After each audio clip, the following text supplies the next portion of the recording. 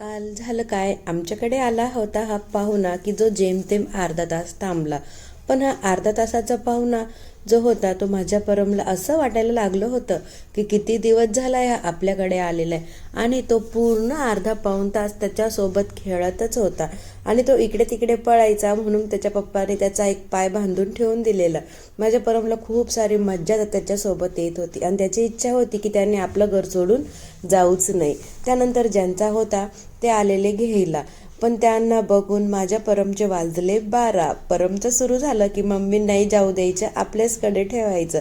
पण माझा परम काही ऐकतच नव्हता. शेवटी इतका रडायला लागला की त्याला सांभाळणं माझ्यासाठी खूप सारं कठीण झालं. म्हटलं काय करावं यार ह्या मुलांचं. आणि लहान मुलं अशी निरागस असतात, त्यांना काही कळत नाही. त्यांचं फक्त असतं की आपल्या घरी आलाय तर आपल्याच घरी राहायला पाहिजे. जवळपास 1-1.5 तास माझ्या परमचं रडणं काही थांबलं नाही. त्याचं रडणं कसं बसं मी शांत केलं आणि नंतर त्याला म्हणजे असं चॉकलेट वगैरे असं दाखवून त्याला मी अभ्यासाला बसवलं. आणि परमचा होमवर्क आम्ही घ्यायला लागले. होमवर्क घेऊन झाला तर रात्री मला सुचतच नव्हतं की काय स्वयंपाक करावा.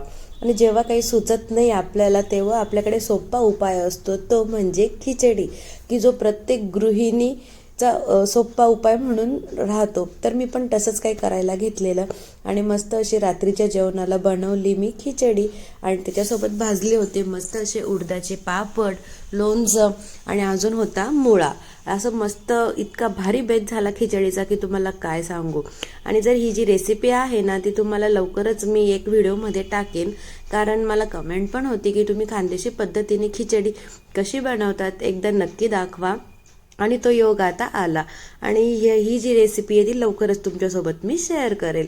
तर अशी मस्तपैकी बनवलेली होती खिचडी आणि तिच्या वासानेच मुलांना एवढी भूक लागायला लागली होती की कधी बनेल खिचडी असं काही त्यांना झालेलं. पण खिचडीला चव ही तेव्हाच येते जेव्हा त्याच्यात कोथिंबीरही ॲड होते. मस्त अशा 3 शिट्ट्या झाल्या कुकरच्या आणि सगळं काही मस्त रेडी. आता स्वयंपाक हा कुठलाही असू द्या, तुम्ही भाजी पोळी करा किंवा साधी खिचडी करा, आपला किचन कट्टा जो असतो तो घाण झाल्याविना राहतच नाही. मग मी पूर्ण साफ केलं, रात्रीचे जेवणं झाले आणि सकाळच्या टिफिनची तयारी करत होते आणि एक साईडला माझं किचन पण क्लिनिंग चाललेलं होतं. तर असा काही गेला माझा कालचा दिवस की जो खूप धावपळीचा होता. म्हणून तुमच्यासोबत घेऊन आली मी छोटासा व्हिडिओ की जेणेकरून तुम्हाला कळेल की माझं कालचं रुटीन हे कसं गेलं. तर व्हिडिओ आवडला असेल तर लाईक करा, कमेंट करा, नवीन असाल माझ्या चॅनलवर तर एक सबस्क्राईब करायला अजिबात विसरू नका. चला भेटूया उद्याच्या व्हिडिओमध्ये, तोपर्यंत काळजी घ्या.